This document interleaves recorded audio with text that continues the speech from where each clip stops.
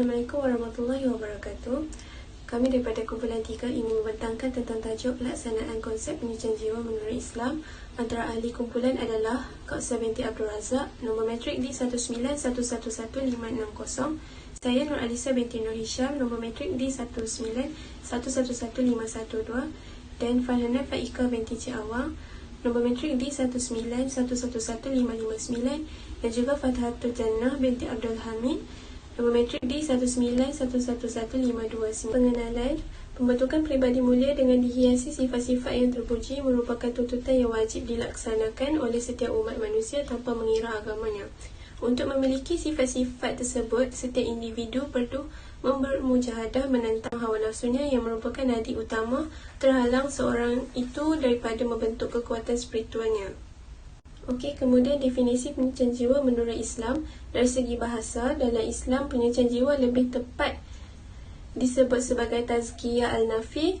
Al-tazkiyah ni diambil daripada kata dasar iaitu zaka, yazaku dengan zaka, yang membawa maksud membersihkan, iaitu satu bentuk pembersihan dan penyucian. Pembersihan yang dimaksudkan di sini mempunyai dua erti, iaitu pembersihan harta dan pembersihan diri. Dari segi istilah pula, terdapat pelbagai definisi yang diberikan oleh penulis-penulis terkemuka di dalam bidang kerohanian Islam ini, iaitu Syekh Hawa mendefinisikan tazkiyah al-nafis ni sebagai bentuk-bentuk amalan perbuatan yang mempengaruhi jiwa manusia secara langsung bagi menyembuhkan dari pelbagai jenis penyakit hati serta membebaskan roh manusia daripada cengkaman syaitan. Bismillahirrahmanirrahim. Nama saya Fathatul Jannah binti Abdul Hamid, nombor matrik D191111529. Bentuk-bentuk penting penyucian jiwa menurut Islam. Tazkiyah al-nafs dari sudut bahasa ialah berasal daripada perkataan zakat, bermaksud suci. Dari istilah pula, tazkiyah dijelaskan sebagai menyucikan jiwa daripada pelbagai kecenderungan buruk dan dosa dan mengembangkan fitrah yang baik di dalamnya, yang mendapatkan menegakkan prinsip ketekalan dan konsistensi untuk mencapai darjat ihsan. Al-nafs dari segi bahasa ialah ia dapat dilihat dengan dua makna utama, iaitu jiwa bermakna roh, dan keduanya ialah jiwa bermaksud sesuatu yang hakikatnya.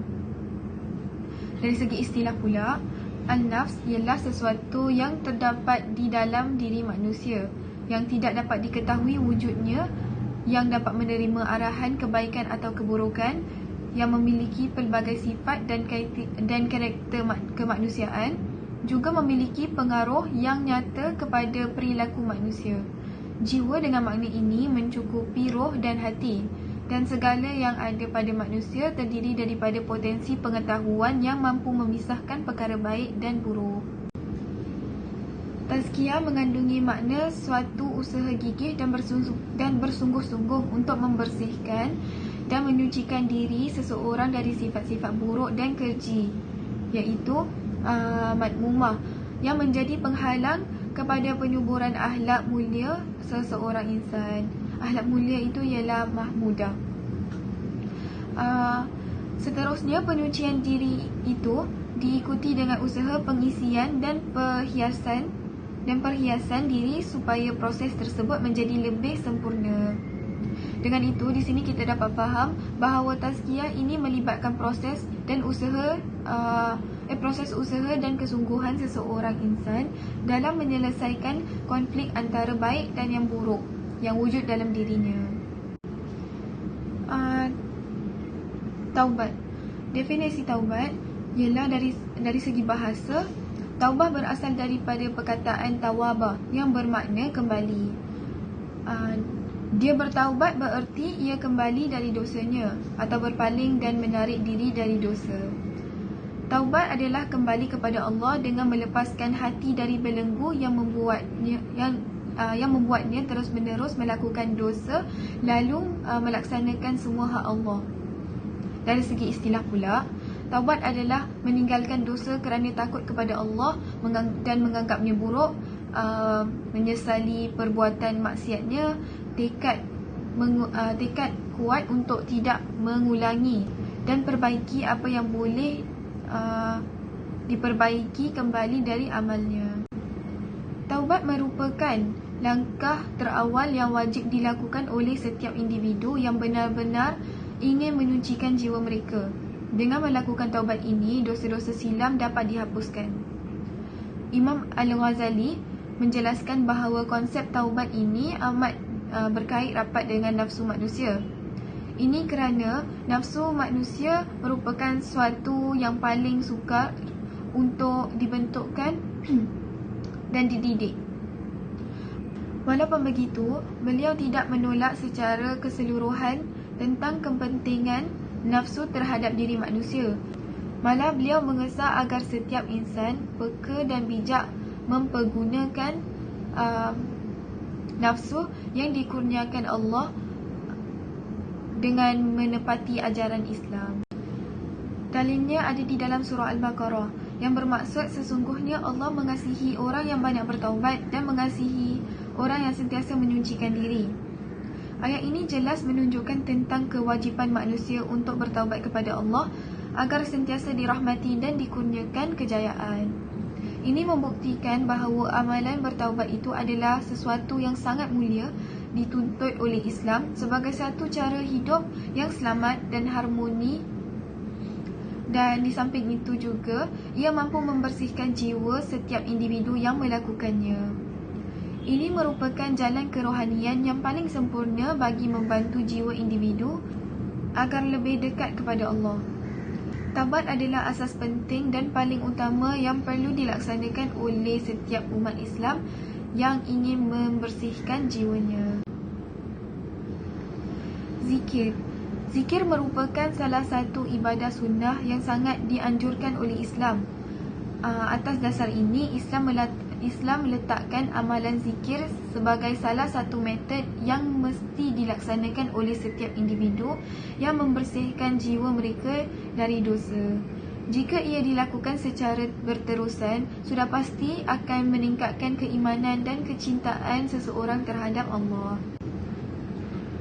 Dalilnya ada di dalam surah Al-Anfal yang bermaksud, wahai orang-orang yang beriman, apabila kamu bertemu dengan sesuatu pasukan iaitu musuh, hendaklah kamu tetap teguh menghadapinya. Dan sebutlah serta ingatlah Allah banyak, supaya kamu berjaya mencapai kemenangan. Ini menunjukkan bahawa betapa pentingnya amalan zikir serta kesannya terhadap jiwa seseorang. Ini kerana amalan zikir tersebut akan membantu jiwa seseorang itu mengingati Allah dan sekaligus akan menghindari dirinya daripada melakukan perkara-perkara yang boleh membawa dirinya kepada kekufuran serta maksiat. Assalamualaikum. Nama saya Farhanan Faika binti Cik Awang. Nombor matrik saya D191111559. Okey. Bertakafur. Bertakafur merupakan salah satu proses penyucian jiwa yang diajarkan oleh Islam kepada seluruh umatnya.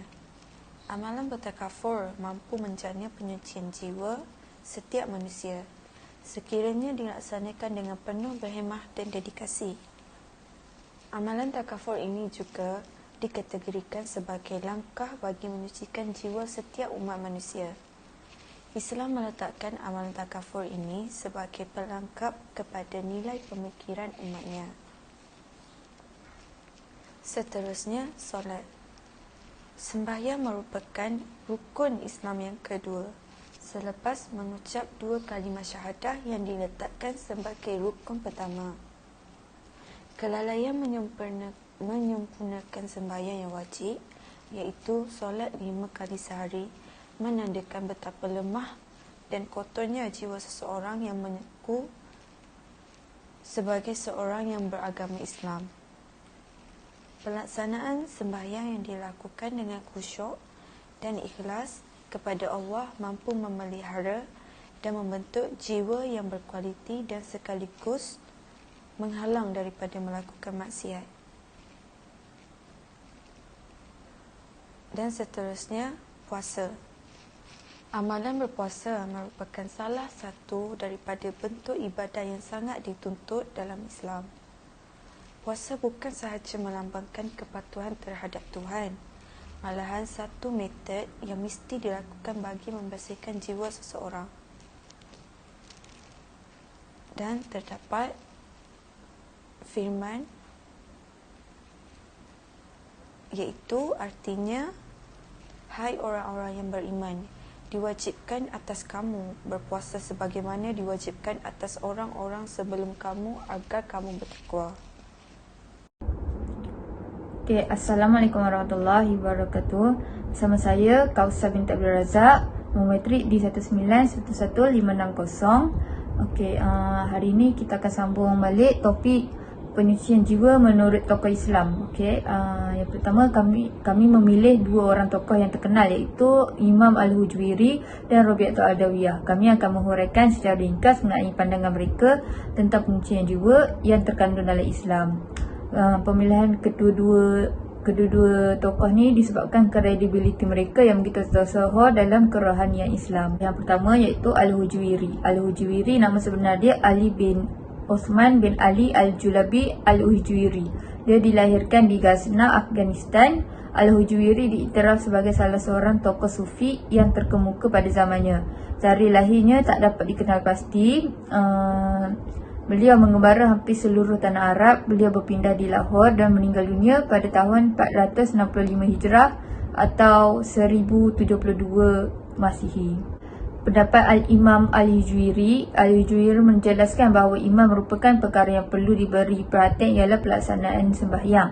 Pendapatnya lagi, penyucian jiwa terbahagi kepada dua, iaitu zahir dan batin.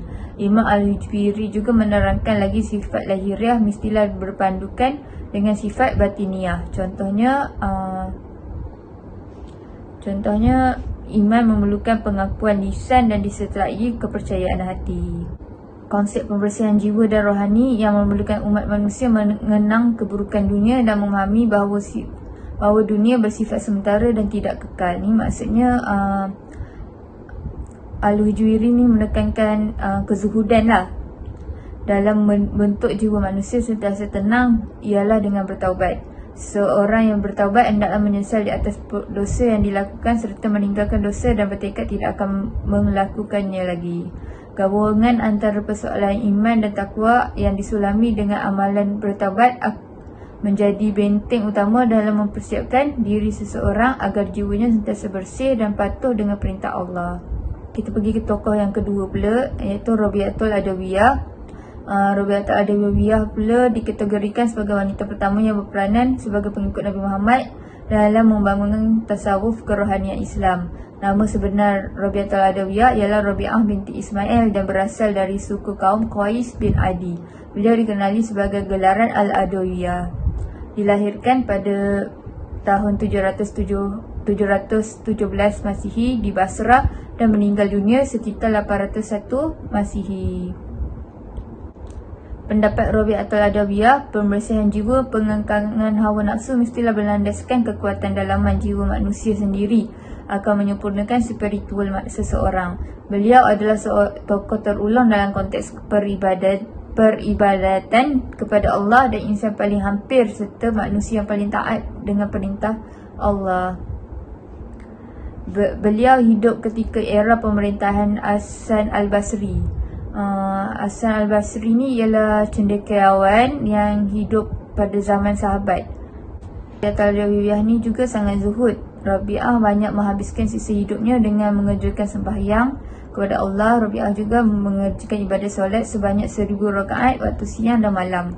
Rabi'ah menjalani proses penyucian jiwanya dengan melalui amalan meditasi dan kontemplasi. Kontemplasi tu maksudnya tafakur ataupun berfikir secara dalam-dalam. Dia menghabiskan sisa hidupnya dengan mengurung dirinya dalam bilik sunyi untuk beribadah. Menurutnya, meditasi dan kontemplasi yang dilakukan dapat memberi satu pengalaman yang berhubung secara langsung dengan Tuhan dari segi spiritual. Teras kerohanian Islam. Tunjang utama kepribadian umat manusia bertitik tolak hawa nafsu manusia. Oleh itu, pembersihan dalaman dengan berpandukan metodologi yang disarankan Islam adalah amat mulia. Kejayaan mengolah kehidupan yang berteraskan kerohanian Islam pastinya melahirkan individu bertindak melalui akal, bukannya perasaan. Sebelum kami mengakhiri pembentangan kami, izinkan saya untuk membaca doa menyucikan jiwa. Bismillahirrahmanirrahim. Ya Allah, ya Tuhanku, ampunilah dosa kami jika kami terlupa atau kami tersalah. Ampuni dosa kami sama ada kami sedar ataupun tidak. Amin ya Rabbal Alamin.